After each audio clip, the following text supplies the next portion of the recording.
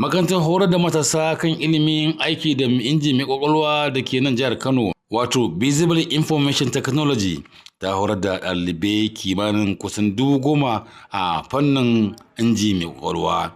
Yayin da yake jawabi wajen yaye ɗaliban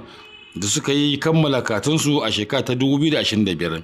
ɗan majalisa tarayya mai wakiltar ƙaramar hukumar birni da kewaye ya bayyana Alhaji Sagir Koki ya bayyana bayar da horon da cewa wani abu ne da ya dace a daidai lokacin da ake da buƙatarsa kan harkokin fasaha sadarwa a zamanance. Dan majalisar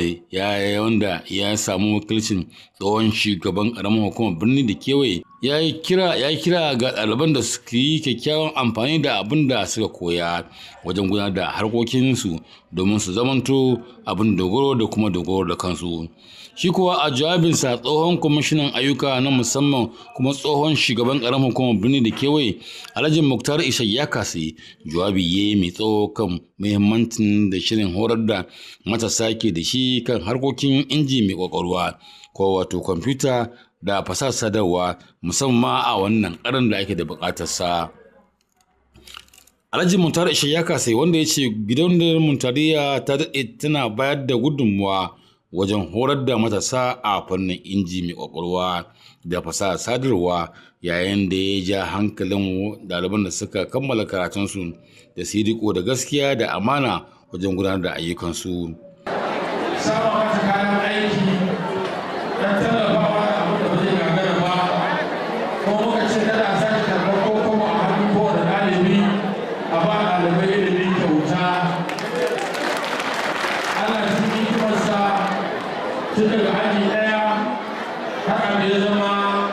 yanzu a yau ɗin nan muna yayi ɗalibai 1,710. A wannan shekara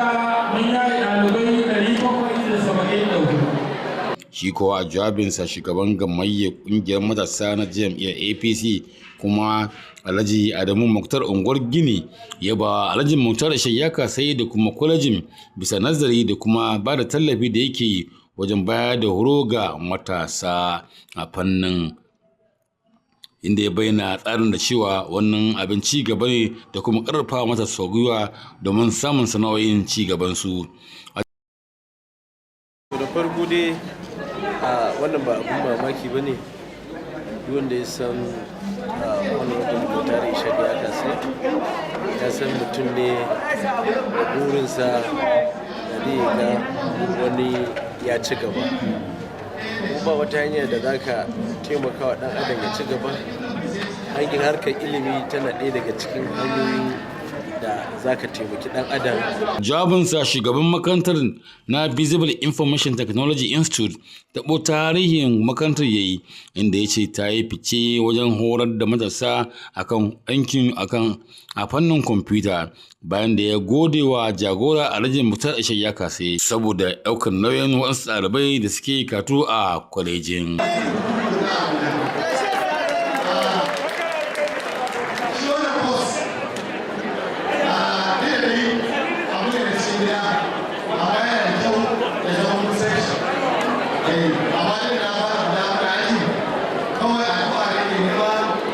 Sauran abubuwan da aka gudanar a gurin taron sun haɗa raba takardun shaidar kammala karatu ga sauran ɗaliban da suka kammala karatunsu.